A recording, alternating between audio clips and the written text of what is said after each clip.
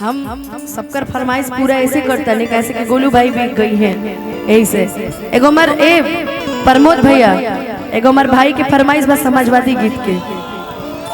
हनु सब बानू समाजवादी बानू सब का करी हम कलाकार नु हमरा के सोच के ठीक बा।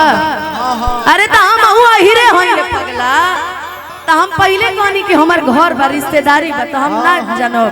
लेकिन थोड़ा किसी को बुरा ना लगे इसलिए क्योंकि बुरा ना लगे ना ना आई चैनल वाला सब उल्टा पुल्टा चढ़ावे ले सकबो कबो तबला का बेस कम कर दो लेवल कम कर सब लाठी गिरी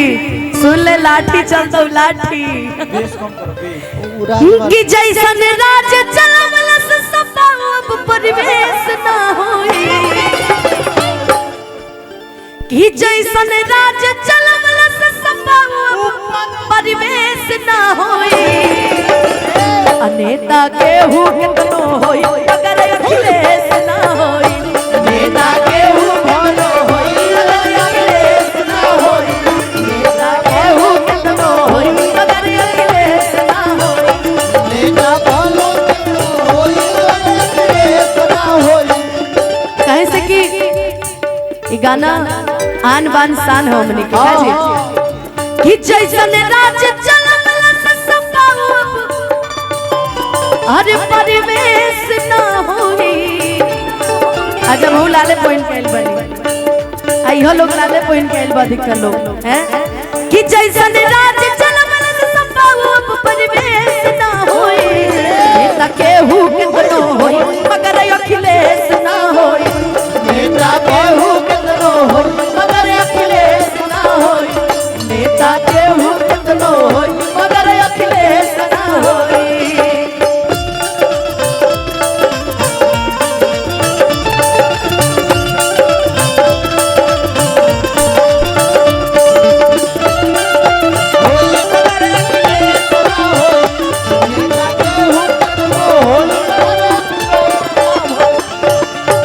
भैया जी तो बड़े हमर आन बान शान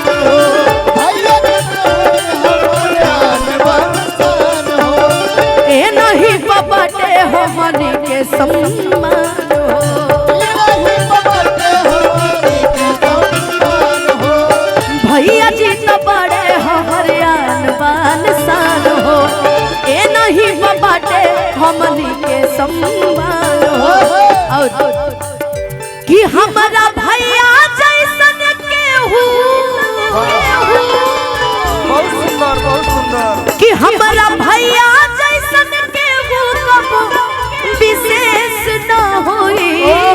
और विशेष ना होई नेता केहू कतनो होई मगर अखिलेश ना होई नेता केहू कितनो होई मगर अखिलेश ना होई नेता केहू कतनो होई मगर अखिलेश ना होई नेता केहू कितनो होई मगर अखिलेश ना होई नेता केहू कितनो होई मगर अखिलेश ना होई नेता केहू कितनो होई मगर अखिलेश ना होई नेता केहू कितनो होई मगर अखिलेश भैया जिंदाबाद। बहुत सुंदर बहुत सुंदर वाह। अब चूंकि अनुपमा आदेश भी होता अब दोनों जाने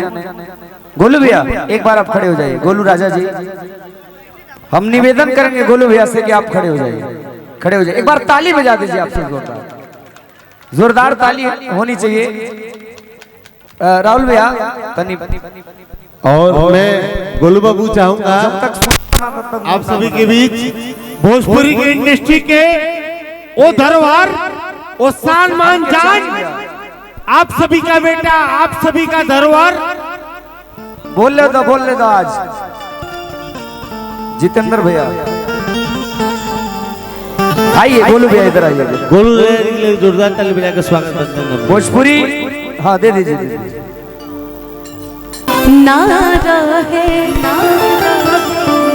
तब प्यार कहेंगे कैला तू पल पल तड़पे दिल आह भरे काहे हमारा से दूर हो गईला तू जब साथ देवे के ना रहे एक रिदम से भी गा दी। अच्छा अच्छा वो सुना देता नहीं एक देखा 500 मिलल पर रिदम पे गाय करते पूरा दी ठीक बा एक बात तारे गई जब साथ देवे के ना रहे जब साथ देवे के